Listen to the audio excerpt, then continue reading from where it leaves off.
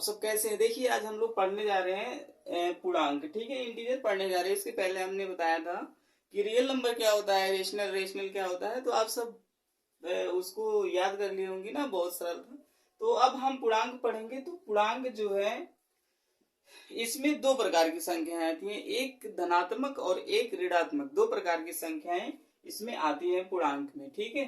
तो जैसे इसमें जो पहला वाला है तो इसको हम बोलेंगे ऋण। ये दो प्रकार के होते हैं तो इसको बोलेंगे ऋण पूर्णांक, ऋण पूर्णांक, और इसको बोलेंगे धन पूर्णांक। ये धन पूर्णांक हो गया और ये ऋण पूर्णांक हो गया। ऋण पूर्णांक में क्या होता है, देखिए दो प्रकार के होंगे, 1 और ये 2।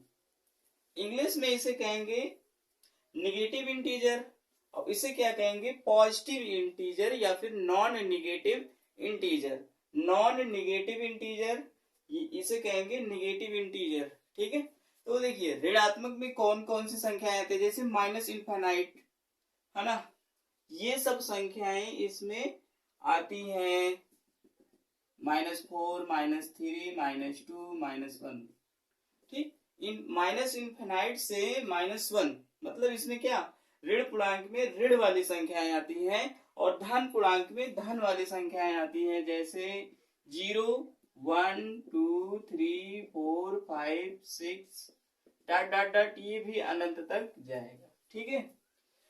तो पता चला ऋण पूर्णांक में क्या होती है, ऋण वाली संख्याएं, और धन पूर्णांक में क्या होती है, धन वाली संख्या, जिसमें ऋणात्मक का चिन्ह या ऋण का चिन्ह नहीं लगा होता है उसे धन पूर्णांक कहते हैं, और जिसमें ऋण का चिन्ह लगा हुआ हो उसे ऋण पूर्णांक कहते हैं, ठीक है।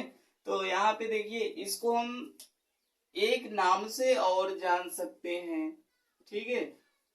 0, 1, 2, 3, 4, 5, 6 से लेके इनफिनाइट तक जो संख्याएं होती है उन्हें धन पूर्णांक कहते हैं, या फिर इसे एक नाम से और जानते हैं, उसे कहते हैं हम पूर्ण संख्या। मतलब जो 0 से स्टार्ट हो और अनंत तक जाता है उसे क्या कहते हैं, पूर्ण संख्या कहते हैं। उसे क्या कहेंगे, पूर्ण संख्या। जो 0 से स्टार्ट हो और कहां तक जाए, अनंत तक जाए, उसे हम पूर्ण संख्या कहते हैं, ठीक है। इतनी बात समझ में आई। देखिए ऋण पूर्णांक क्या होता है, जिसमें ऋण संख्याएं आए, और धन पूर्णांक क्या होता है, जिसमें धन वाली संख्याएं आए। तो ये अगर 0 से स्टार्ट हो रहा है तो उसे पूर्ण संख्या कहते हैं, ठीक है। तो अगर हम आपसे क्वेश्चन करें कि सबसे छोटी पूर्ण संख्या बताओ, सबसे छोटी पूर्ण संख्या क्या है भाई, तो वो क्या है, 0, ठीक है। 0 क्या है, सबसे छोटी पूर्ण संख्या है, ठीक। अगर ये प्रश्न में आता है बहुत ज्यादा तो इसको आप सब क्या करेंगे, याद कर लेंगे कि सबसे छोटी पूर्ण संख्या क्या होती है, 0 होती है, ठीक। अब हम बात करेंगे आगे इसकी प्राकृतिक संख्या। प्राकृतिक संख्या, प्राकृतिक संख्या इसी का होता है, ठीक है। उसमें क्या होता है कि सिर्फ 0 ना हो, जिसमें 0 लग गया और वो पूरा अनंत तक जा रहा है तो उसे हम क्या कहेंगे, पूर्ण संख्या। और जिसमें 0 नहीं है, जिसमें 0 नहीं है मतलब क्या, 1 से स्टार्ट हो, 1 से जाए यहां तक